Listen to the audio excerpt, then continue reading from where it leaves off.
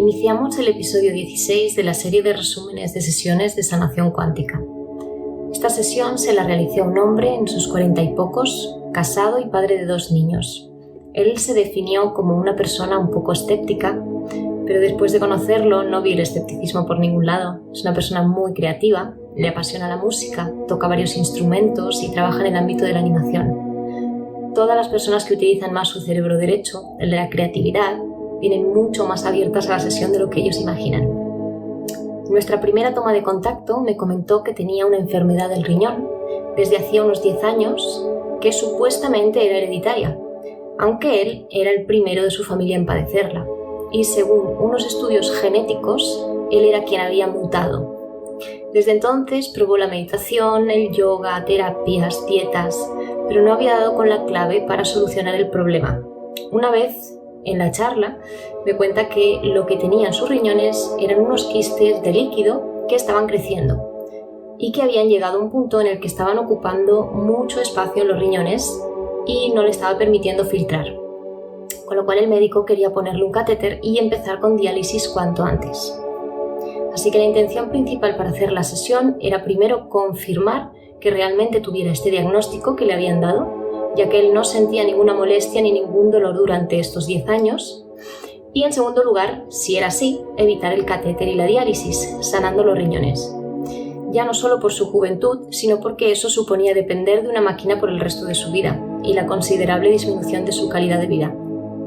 Además tenía preguntas a nivel laboral, económico, personal, otros temas de salud que quería tratar, conocer su propósito de vida y algunas curiosidades. Así que empezamos el viaje a ver qué querían contarle. Aterrizamos en una zona de guerra. Él es un militar masculino en sus 30. Lleva ropa de camuflaje, chaleco antibalas y un arma automática de doble empuñadura, me dice. Hay fuego y explosiones por todas partes. Y hay bichos voladores, parecen murciélagos, pero no, son drones. Detrás suyo hay una casa de 3 plantas que está ardiendo. Siente que tiene que rescatar a un grupo de gente que está dentro, pero él está solo. Se queja de que deberían ser más, pero no hay nadie de su grupo con él. Así que busca una entrada y al traspasarla ve a muchos niños pequeños llorando. Tienen mucho miedo, dice. Él también se emociona mientras me lo está describiendo. Están muertos de miedo. Creo que hay más gente en la parte de arriba. Voy a ver. Sí, hay gente. Hay más niños y también una mujer con ellos, la que los cuida. Él se lamenta porque no puede salvarlos a todos. Dice que son muchos, pero lo va a intentar. Entonces los dirige a la planta de abajo mientras la casa sigue derrumbándose. Quiere llevarlos a la abertura de la pared por la que él entró al principio, pero está dudando mucho de si sacarlos y empieza a llorar. Yo le pregunto qué le ocurre, por qué está llorando, y me dice: no quiero que salgan en verdad, porque no se van a salvar. Hay una guerra fuera y los van a matar. Me siento impotente, pero finalmente les indica que salgan de la casa, empiezan a correr hacia una zona despejada y pierde a muchos de ellos por el camino. Entre estos, a la mujer que los cuidaba.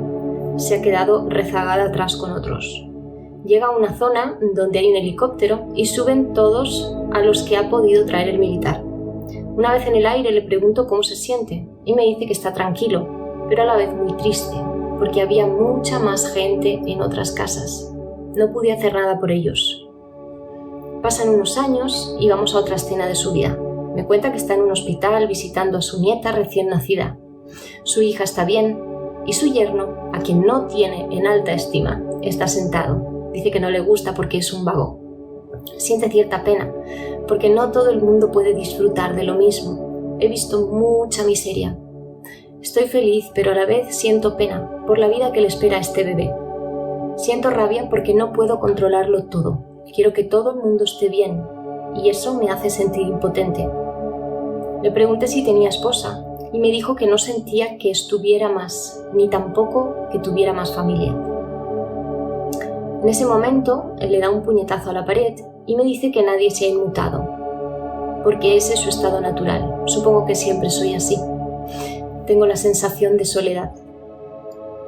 Avanzamos a otro momento importante y nos llevan al lugar donde trabaja.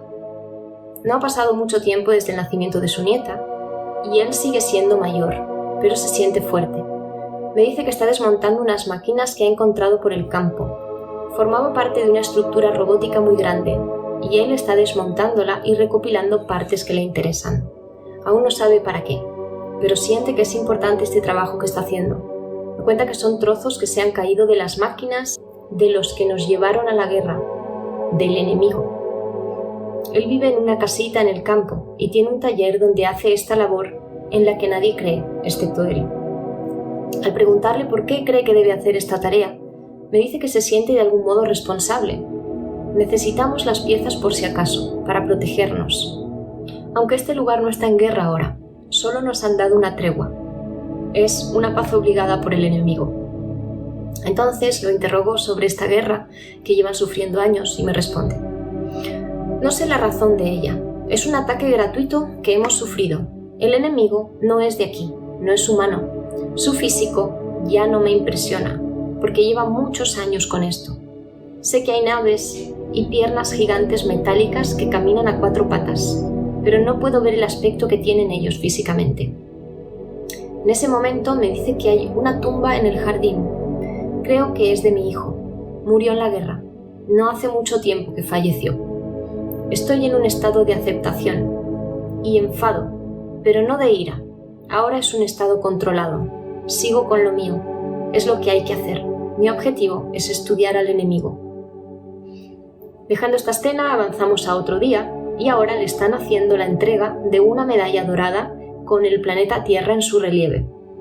Es un reconocimiento al mérito por su trabajo como militar, por haber salvado a los niños en aquella misión de rescate. Me dice que no ha ido uniformado porque él ya no es militar, ni cree en nada de lo que eso simboliza. No quería ir a recoger la medalla, pero estoy demasiado acostumbrado al protocolo, aunque todo esto me es indiferente. Él no quería aceptar la medalla porque la vida no es guerra, me comenta, y lo estaban premiando por su trabajo en la guerra. Entonces le digo: si la vida no es guerra, ¿qué es la vida? Y me dice: la vida es amor, pero yo no lo tuve nunca, y empieza a llorar. Tuve hijos, pero nunca los disfruté. Estaba siempre fuera, luchando por ellos. Finalmente, coge la medalla y se vuelve a su cabaña. Debo seguir recogiendo piezas. Yo me he puesto ese deber solo. Nadie más lo hace. Si yo no lo hago, nadie lo hará. Así que es lo que hay que hacer.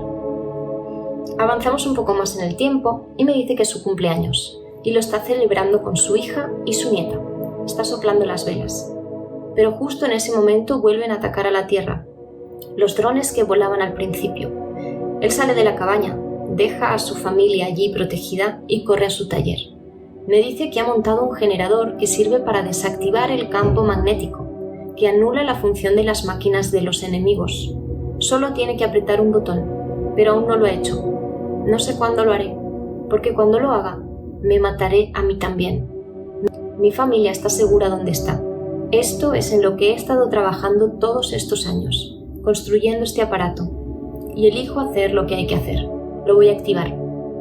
Acto seguido se produce una detonación y él se describe como una partícula flotando en el aire. Una vez transitamos este momento, le pregunto cuál fue el propósito de esta vida. Y me dice: gracias al dolor que tuve de no poder salvar a más gente, al final pude salvarlos a todos. Si no hubiera sido por ese dolor, que no quería tener, no hubiera hecho el trabajo que hice cuando me retiré del servicio. Ahora todo cobra sentido. Cumplí mi propósito, aunque no supe cuál era hasta el final. Aunque de haberlo sabido, quizás no lo habría hecho. El aprendizaje que tuve fue que todo tiene un motivo, aunque no lo sepas. Una vez lo dejé ir, me dirigí a hablar con el ser superior. Y les pregunto: ¿por qué habéis elegido esta vida para mostrarle? Porque no la disfrutó. Aunque hizo un buen acto, sufrió todo el tiempo. Nunca se sabe lo que va a pasar y hay que disfrutar la vida. ¿Por qué es importante que le deis este mensaje a él ahora? Porque él piensa mucho. Él piensa en todas las posibilidades y es bueno pensar, pero no tanto. Queremos que se centre en sentir las cosas, en vivirlas y no pensarlas tanto. Él tiene mucho sentimiento. Sentir las cosas más y pensar menos va a beneficiarle en estos momentos de su vida. ¿Por qué no lo saca y va tanto a su mente? Les pregunto. Porque tiene miedo de equivocarse. Está como desconectado. Hay una desconexión dentro suyo. Esto ocurrió de muy pequeño, con 3 años. Él lloraba mucho. Hay como unas palancas que van adelante y atrás, como un balancín, y él siente que lo están golpeando en la espalda y en el trasero. Él está solo en la cama y llora. Le asustan los golpes en su cuerpo. Entonces yo les pregunto, ¿aquí es donde se originó su miedo a equivocarse? Sí, él cree que hizo algo mal y por eso lo atacaron, la palanca. Pero no hizo nada mal, simplemente asumió la culpa. No tiene por qué tener miedo. Podemos eliminar el miedo ahora. Enviamos energía a su pecho y a sus manos para limpiar el miedo a equivocarse y a la culpa. Necesita amor. Tiene mucha energía en sus manos. Él puede ayudar a otros con esa energía. Después de este trabajo empecé a hacerle las preguntas que él traía y les comenté el panorama de los riñones y el diagnóstico que le habían dado. Entonces les pregunto si es acertado y si lo es, les pido que hagan lo debido para evitar que le pongan el catéter y que vaya a diálisis. Responden. Sí, el diagnóstico es real. Lo que está causando el problema en sus riñones es ese miedo, porque le hace acumular los quistes. Tiene miedo de ser él mismo y que lo culpen por ello. Él, en su mente, lo relaciona con lo ocurrido de pequeño, con la palanca, porque cuando lloraba estaba asustado y ahí expresaba sus emociones. Era él mismo, pero sufrió por ello. Entonces aprendió que no era bueno quejarse, porque nadie vino a por él y ahora no quiere ser él mismo, para que nadie diga que se queja y para no sufrir. Pero no tiene nada que temer, ya no hay razón para que ese sentimiento siga ahí. Habría que borrárselo. Vamos a darle amor a su mente, porque está confundido. El bien y el mal lo confunde. Es un juicio que hace constantemente a sí mismo. Lo que está bien es bueno y lo que está mal es malo, cuando realmente no hay nada que esté bien o mal. Este juicio lo creó a raíz de la palanca. Él se sintió culpable por creer que no hizo las cosas bien. Hay que reconstruir ese vacío, acabar de tejer una membrana que no estaba conectada a sí misma. Hay que volver a reconectarla. La rompió llorando, cuando lloraba tanto de pequeño, y esa es la razón por la que no puede ver llorar a sus hijos hoy en día. Cuando sus hijos lloran, él siente ira en su cabeza, porque no lo acepta. La membrana ya está arreglada. Vamos a asegurarnos de que no se vuelva a romper. Y vamos a ponerle una florecita para que se acuerde siempre. A partir de ahora, las decisiones que tome en su vida las tomará sin miedo, aunque se equivoque 1000 veces. Lo estamos tratando ahora. Entonces les pregunto, ¿por qué elegisteis los riñones para enviarle este mensaje de que debe ser él mismo y expresar sus emociones? Porque él necesitaba aprender a disfrutar de la vida y viendo lo que no tiene, puede valorar lo que tiene. Entonces les pregunto, ¿qué es lo que no tiene? Él no tenía un riñón sano. Así puede valorar ahora todo lo que sí tenía. ¿Habéis dicho un riñón sano? ¿Y el otro está bien? Tampoco. Aquí los pillé. Pero no podía saber aún por qué se habían confundido, aparentemente, en tratar al riñón en singular en lugar de en plural. Estamos trabajando en ellos ahora. Él está notando la energía en la zona. Los hacemos más pequeños a los quistes. Él no se lo cree, pero no tiene otra opción que creer. La otra opción es lo que no quiere. ¿Hay algún otro mensaje que él deba saber? Sí, su sonrisa.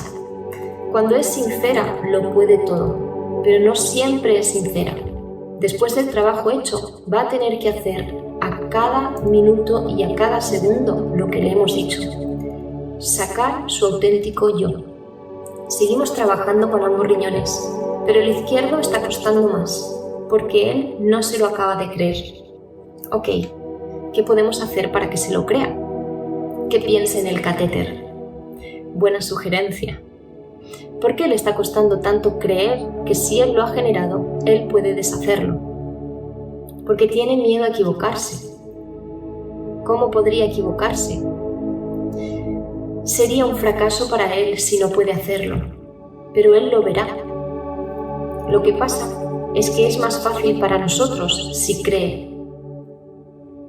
Cuando terminemos este trabajo y esté limpio, ¿qué queréis que haga para comprobar que ya está sanado? Un análisis de sangre en una semana. Habrá una mejoría, pero no va a estar al 100%. ¿Y cuándo va a estar al 100%? Cuando demuestre que ya no tiene miedo a nada. ¿Y cómo os va a poder demostrar eso? Se lo demostrará a él mismo, a su mujer, a sus hijos, a sus amigos. Él tiene el poder en sus manos de dirigir su vida y de sonreír con sinceridad. Ya casi están limpios. El izquierdo está costando más. Los tenemos que dejar bien pequeñitos.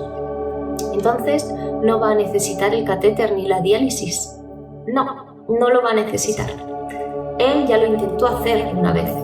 Dejar que el espíritu sanara su riñón. ¿Y qué ocurrió? Que no tuvo paciencia.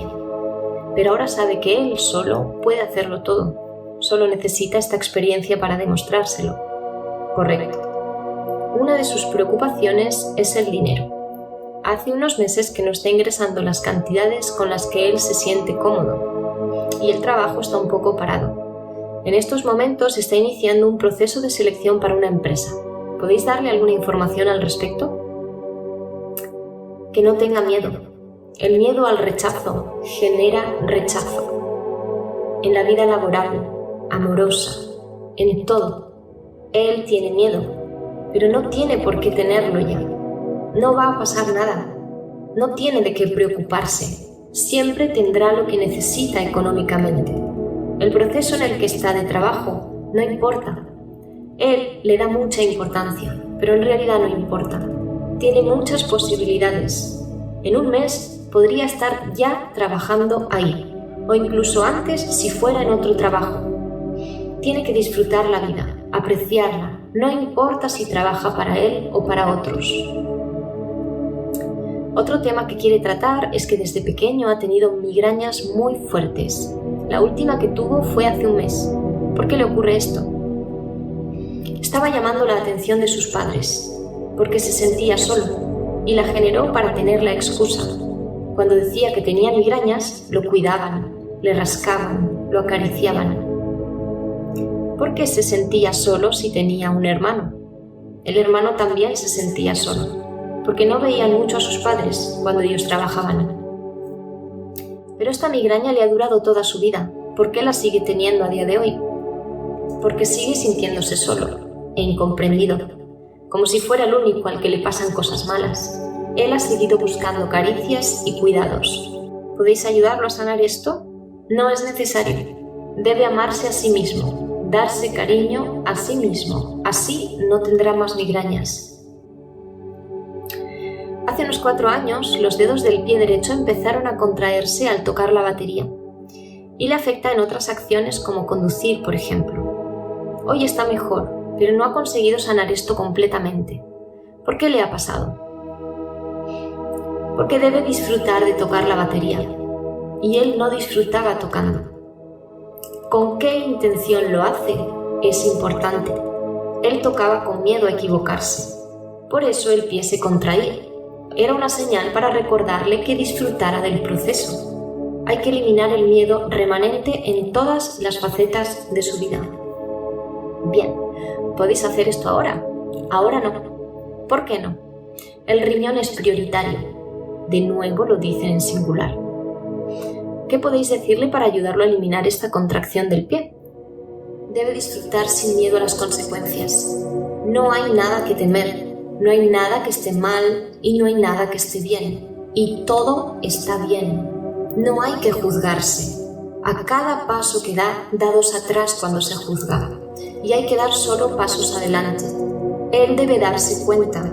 Sabe la teoría, pero no la practica. Cuando ponga esto en práctica, porque lo hará, ¿en cuánto tiempo podrá ver los resultados? En 6 meses lo puede sanar completamente, pero tiene que ser perseverante en su trabajo. También quería saber su propósito de vida, por qué está encarnado aquí. Tiene que proveer de felicidad a los demás dando ejemplo. Cualquier actividad artística que haga la tiene que hacer para hacer disfrutar a los demás y no para colgarse una medalla. Las medallas no sirven de nada, como la que le dieron en la vida mostrada. No la disfrutó mucho. Cuando ve sonreír a alguien de verdad, él se siente feliz. Ese es el camino. Otro tema que quería tratar es el juicio que siente hacia el género femenino, a nivel físico y de comportamiento. ¿Por qué tiene tanto juicio hacia las mujeres? El amor es el origen. Él busca amor fuera, pero ya lo tiene en sí mismo. ¿Y por qué buscar el amor le hace tener ese juicio sobre las mujeres? Al pensar que no tuvo ni tiene amor, cree que no se lo van a dar. Y el sexo que da amor es el femenino. Por tanto, las mujeres eran y son un enemigo. ¿Qué queréis decir con que no tuvo amor? No comprende el amor. Lo tuvo, pero no lo comprendió. Por tanto, no lo integró. Estaba confundido. Ahora ya no necesita más amor de una mujer, porque ya lo tiene en él. No es necesario que tenga ese juicio por las mujeres ya. Vamos a limpiarlo ahora. El juicio estaba en cómo cree que ellas lo ven a él. Vamos a eliminarlo del pensamiento. Lo estamos metiendo en una cápsula y lo enviamos al espacio. Adiós, juicio. Él es fantástico y lo sabe. Y no tiene por qué pensar esas cosas. A partir de este momento va a entenderlas y a amarlas a ellas por igual. ¿Tenéis algún mensaje que queráis darle sobre la música, sus canciones y qué puede hacer con todo esto? Es lo de siempre, que no se juzgue a sí mismo y que no pare de hacer música, porque esa es la manera que tiene él de ser sincero frente al mundo. Él ya sabe a qué contactos enviar la música. Depende de él cuándo empezará a extenderse. Depende del miedo que tenga al fracaso. Si tiene mucho miedo, no lo enviará. Pero como le hemos quitado ese miedo, solo tiene que escoger a las personas adecuadas. Él va a tener que ir a buscarlas a ellas, pero sin miedo. ¿Tenéis algún mensaje más para él? Sí. No debe dudar de lo que acaba de pasar hoy. Es imposible usar algo que no existe y la duda ya la hemos enviado al espacio. Que lo recuerde. También queremos decirle que no tiene que dar tantas vueltas para estar iluminado espiritualmente. Es más fácil de lo que parece. A veces pierde mucho tiempo en cosas inútiles. Que disfrute de la vida, cada momento y cada segundo. Ahora que tiene un cuerpo sano, ya se lo está empezando a creer. Esta sesión fue muy intensa. La sanación que le realizaron requiere mucha energía y aunque en ese momento aún no supiéramos cómo iba a desarrollarse todo, teníamos claro lo que habíamos sentido. Por su parte, todo el trabajo físico, las sensaciones, el calor, los pinchazos que me iba diciendo, que pudo percibir en su cuerpo. Y por mi parte, la tremenda migraña que me dio al final. Esto no es común, ya que por lo general nos sentimos mucho más energéticos, aunque hayamos estado más de 8 horas trabajando. Pero a veces ocurre, y cuando me pasa, sé que mi energía también se ha prestado como ayuda extra. A los 4 días me escribe y me dice: creo que empiezo a entender cómo va esto de creer. Es como saltar al vacío, elegir solo una opción y descartar las otras. Tener fe. Es difícil, pero no hay otra. Tengo que hacerlo de alguna manera. Gracias por dirigir también la sesión durante tantas horas. Te voy a usar como nexo y apoyo para creer. He dejado este último comentario porque es muy importante el mantenimiento de las creencias en el tiempo. Para aquellas personas que no suelen estar en contacto directo con su grupo de guías o que empiezan el camino espiritual en la misma sesión, es de mucha ayuda mantener esa consciencia que se ha abierto a un mundo nuevo para ellos. Y a menudo el entorno de la persona no los acompaña para poder hablar de estos temas o expresarse con libertad sin sentirse incomprendidos. En este caso, en los días y semanas sucesivas, me iba escribiendo contándome su evolución, con la tranquilidad de no sentirse juzgado, siendo él mismo en el proceso. Unos días más tarde me escribe otra vez. Hola, hoy he viajado a todo mi pasado. He visitado todo lo que he podido recordar. Me he abrazado varias veces, algunas he llorado, algunas he sentido paz y otras amor que no recordaba. Ha sido muy chulo. Solo quería comentártelo porque no tengo a nadie a quien decírselo, ya que en mi entorno esto sería algo muy raro. Aunque en realidad me da igual lo que piensen, no quiero incomodarlos, me es más fácil compartirlo contigo. Por cierto, lo de la palanca era un metrónomo. Hoy le pregunté a mi padre y me dijo que compró uno cuando yo tenía 3 o 4 años, cuando mi hermano empezó a hacer música. Alguien me lo pondría para dormir para que no llorara. Es que todo cuadra. Ahí descubrimos qué objeto era la supuesta palanca que tanto le costó describirme. Obviamente su vocabulario con 3 años era limitado y solo podía explicar las cosas desde ese punto de vista. Otra cosa en la que caímos también fue que los golpes que recibió fueron en su baja espalda, es decir, en la zona lumbar, donde justamente se encuentran los riñones, y ahí fue precisamente donde se originó el problema 30 años más tarde. Son muy literales con los mensajes. 3 semanas después de la sesión, me envía este mensaje. Vale, me acaban de llamar del hospital para decirme que hay un riñón para mí. Estaba en lista de trasplante. Esto yo no lo sabía, él no me lo había comentado en la charla, lo de la lista. Me ha dicho el médico que tal y como estoy sería lo mejor para mí. Me ha dicho que es un buen donante. He sentido dualidad. Durante un momento he pensado, joder, con todo el trabajo que estaba haciendo para recuperarme, pero al instante me he sentido agradecido por la oportunidad, como si de alguna manera este fuera el modo que tienen de sanarme y no tener que entrar a diálisis. Mis riñones originales seguirán funcionando. Mi madre acaba de aparecer llorando por la puerta, diciendo, los milagros existen. Lo que estoy flipando es con mi entorno, porque la gente está llorando de alegría. Es todo muy raro.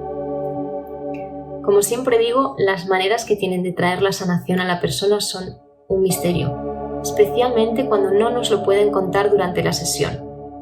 Aunque me llamó la atención que durante nuestra conversación se refirieran a los riñones en singular un par de veces. Y ellos no se equivocan, aunque yo pensé que se habían confundido, porque rectificaron cuando les pedí aclaración.